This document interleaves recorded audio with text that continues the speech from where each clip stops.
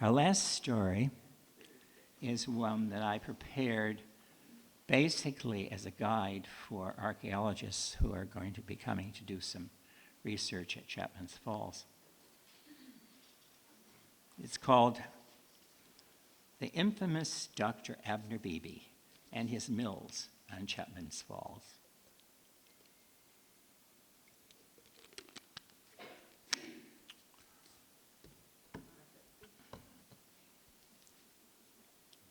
Around 1700, Millington was a quiet wilderness with but a few indigenous residents, probably mostly Mohegans. Then arrived Jonathan Beebe and his family, the first settlers in this East Hatham's second ecclesiastical society. His grandson, Abner Beebe, was born about 1725, the son of William and Phoebe, who had 6 more children. Abner joined the Millington Congregational Church in 1747, studied medicine, and began practice about 1750. 1753, he married Aphia Sparrow, and they raised 3 children. Their son Thomas was born in 1754, and daughter Luna in about 1759. Both were baptized in the Congregational Church. Influenced by his younger brother Asa, who was the lay reader of the Church of England in Millington, he became an Episcopalian. Youngest daughter Stella was born about 1768. She was probably baptized in the Church of England, but the records of that church have never been found. In 1754, just after his marriage, Abner purchased a lot of land from his father, which included the falls along the 8 Mile River. Atop the falls, he built a stone grist mill and a dwelling house for the Millers family. The exact date that this mill began production has not as yet been discovered. A pathway, which is called the Red Millington Trail in the Hopyard Park today, ran from Millington Green to the falls. About halfway along this pathway was Abner's first house. As time went on, it became more and more obvious that most of the Congregational colonists began to distrust the Church of England loyalists. The colonists wanted freedom from England, and the loyalists did not. Abner worried about the safety of his mill property, so he sold or mortgaged the mill and miller's house on 20 acres on March 13, 1774, with John Chapman, who had a similar mill complex south along the river where Delbia Hill Road crosses to the east. John and Abner were sort of related, as most residents in Millington were. Abner's sister Anne was married to John Chapman's oldest brother. John never married and lived to be over 100 years old. In 1774, a committee was set up in East Hatham to interview the suspected Tory sympathizers who were considered to be inimical to the colonies. All were found guilty, namely Abner Beebe, his father William, and Uncle Jonathan, and Eliphalet Emmons, of whom little has been found. Dr. Asa Beebe, Abner's brother, was not interviewed because he lived over the border in Colchester. The committee ordered these men to be shunned by all in town. Around the 1st of September in 1774, rumors reached town that Boston had been attacked by the English. Local militiamen rushed off to the defense of the besieged city. Down at the lower East Hatham landing, a group of young rabble-rousers who called themselves the Sons of Liberty were raising what was later reported to be the tallest liberty pole in the colony, 147 feet in height. Since the only Tory sympathizers lived in Millington, this gang of young men began the long march to the east end of town. Arriving at the Millington Green School as it was letting out, they were joined by several of the young schoolboys as they headed down the pathway to Dr. Beebe's house. One of these young schoolboys was 11-year-old Aaron Fox. The mob dragged Dr. Beebe from his house, stripped him of his clothes, and covered his body with tar and feathers. A most humiliating experience. Then they paraded Dr. Beebe around the green, probably on the back of his horse. Young Aaron Fox never forgot that scene and repeated the story over and over again for the rest of his life to anybody who would listen. However, the English told a different story. Peter Oliver, a loyalist, fled back to England from Boston as soon as the Revolution got started. 7 years later, he wrote this most quoted account of the attack on Dr. Beebe with the obvious intention of making Americans appear as vicious monsters in the eyes of all Europeans. And I quote, Dr. Abner Beebe spoke freely in favor of the royal government for which he was assaulted by a mob. Stripped naked and hot pitch was poured over him, which blistered his skin. He was then carried to a hog sty and rubbed over with hog's dung. They threw the hog's dung in his face and rammed some of it down his throat, and in that condition exposed him to a company of women. His house was attacked, his windows broke, when one of his children was sick, and a child of his went into distraction upon this treatment. His grist mill was broke, and persons prevented from grinding at it, and from having any connections with him. End quote. That same day in 1774, the mob of men and boys broke into Beebe's grist mill, removed the principal top millstone, and pushed it over the falls. As it fell over the rocks, about 1/3 of the stone broke away from the main body of the stone and landed about halfway down the falls, where it was still located in 2005 when I photographed it. The remainder of the stone fell to the foot of the falls, where it lay for many years. Mohegan tribal tradition states that an agreement existed between the Beebe grist mill and the Mohegan tribe, whereby the Beebe mill would grind the Mohegan tribe's corn into meal.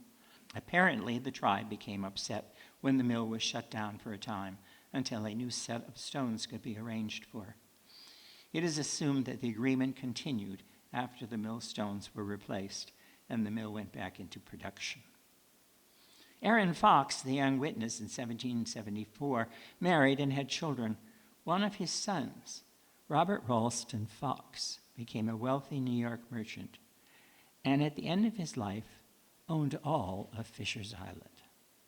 Aaron died in 1831 at age 68.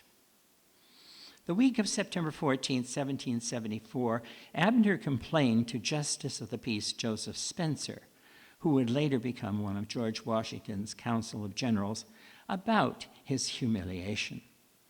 Spencer, who was one of Beebe's neighbors, sent a letter to Governor Trumbull asking what legal action could be taken against the leaders of the gang that had attacked him. In that letter, no mention was made of hot pitch or hog's dung. No known reply from Governor Trumbull has been found, and the whole affair was apparently swept under the rug. Around 1775, Abner abandoned his house on the pathway from the Green to the Falls and built a new house next to Reverend Hobart Estabrook on the Green. His old house was rented to Joshua Ransom and his family from Colchester. They were still living there in 1790, according to the census records, but moved to Springfield, Otsego County, New York, before the 1800 census was taken. The house is mentioned in a deed in which the old pathway from the Green to the Falls was officially laid out as a town road in May of 1884. On April 12, 1776, Abner Beebe repented and published a long confession in the Connecticut Gazette, and the committee that accused him of being inimical to the colonies restored him to the esteem of his fellow townsmen. In 1777, John Chapman sold the 2 mills, mill house and barn, and 20 acres to Matthew Dorr of Lyme, who built a fulling mill and shop, probably a blacksmith shop, on the property. But the exact location of this new mill has not as yet been uncovered. In 1781, Chapman sued Dorr in Hartford County Court to recover the 163 pounds still owed on the transaction. The following year, Dorr lost the case, and through court records not found so far, the mill property reverted back to Dr. Abner Beebe. Matthew Dorr, however, was not discouraged. He married, had children, and moved to Dansville, Steuben County, New York, where he built another fulling mill, which turned out to be a very big success. Abner was readmitted to the Millington Congregational Church on April 4th, 1794, but he died October 6, 1801, at age 76. He was buried next to his wife, Aphia, in the Tater Hill Cemetery, but to this date, no one has placed a marker on his grave. That includes his most famous and wealthy great-great-grandson, Norris Wheeler Rathbun. After Abner's death, the sawmill and house atop the falls and the ransom house were inherited by his daughter, Luna Beebe Emmons, and the grist mill was inherited by his other daughter, Stella Beebe Johnson, which was under lease to Amasa Mitchell at the time. She also inherited 74 acres along the road from the green to the falls. Luna soon afterwards sold her share in the property to Stella and her husband, Dr. David Johnson, and the property became known as Johnson Mills. Son Thomas inherited Abner's house lot and 2 barns. In 1826, Dr. Johnson died of consumption, and Stella sold all the acreage with the sawmill, house, and grist mill to John Chapman again. In 1833, Aaron Tarbox Niles purchased the mills and house from Chapman. Almost immediately, he obtained a tavern license.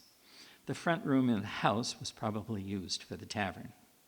The next year, his son, Hosford Buell Niles, the eminent local historian and author of the Old Chimney Stacks of East Haddam, was born in this house atop the falls, and he grew up there. A chance arose for Mr. Niles to purchase the former Diodate Lord carding machine on March 14, 1825, and it was brought to the falls and set up in the old fulling mill. In 1843, Aaron Niles mortgaged 20 acres with the mills twice, and the following buildings were mentioned on the property: the grist mill, now referred to as the stone building, the sawmill, the house, blacksmith shop, clothing works in the old fulling mill with carding machine, barns, and mill dams, still called John Chapman Mills. The falls have now become very crowded and very busy. The Industrial Revolution has finally arrived in Millington, so to speak. It appears from land records that the clothier's shop and carding machine were the first to go, followed by the blacksmith shop. In 1848, Niles sells the grist mill, sawmill, and house to brothers Cyrus and Alfred Chapman.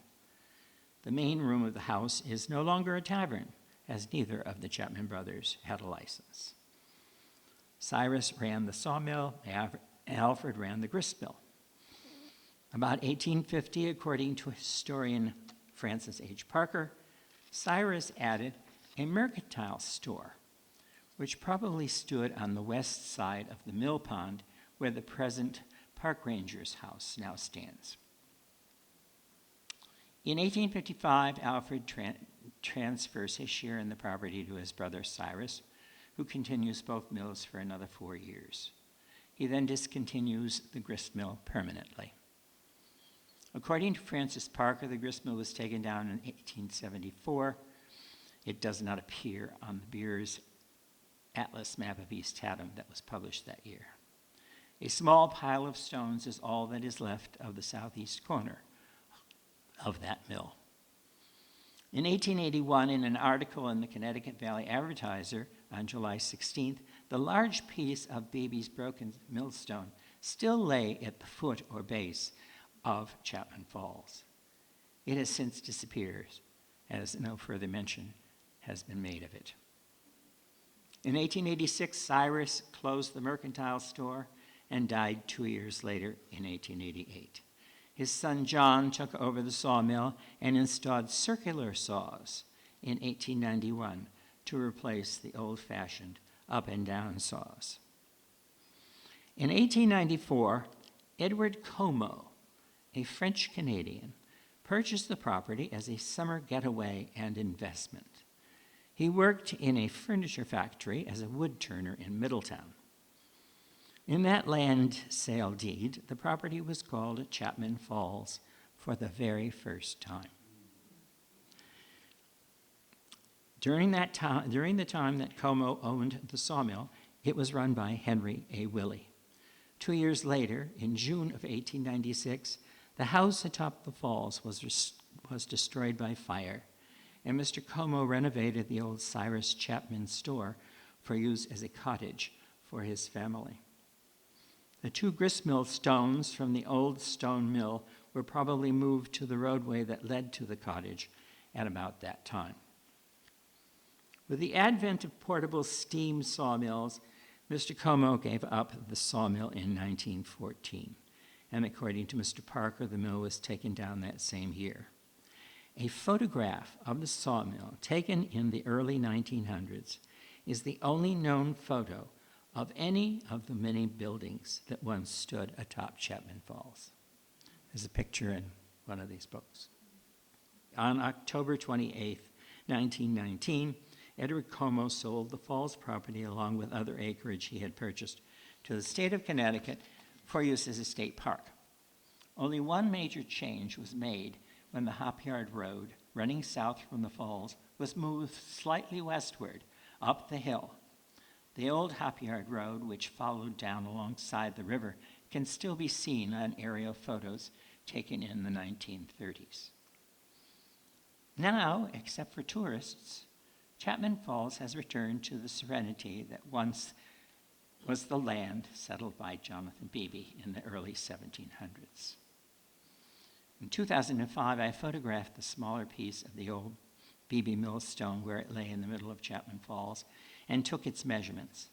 Sometime after that year, the state removed the small piece of stone from the falls, and despite efforts by myself and former state archaeologist Dr. Nicholas Bellantoni to have the millstone piece put on display here at the East Haddam Historical Society Museum, the millstone piece was instead loaned by the state to the Smithsonian National Museum of American History in Washington, D.C. It was officially put on public display there on November 22nd, 2017, and I wonder if anybody's seen it there.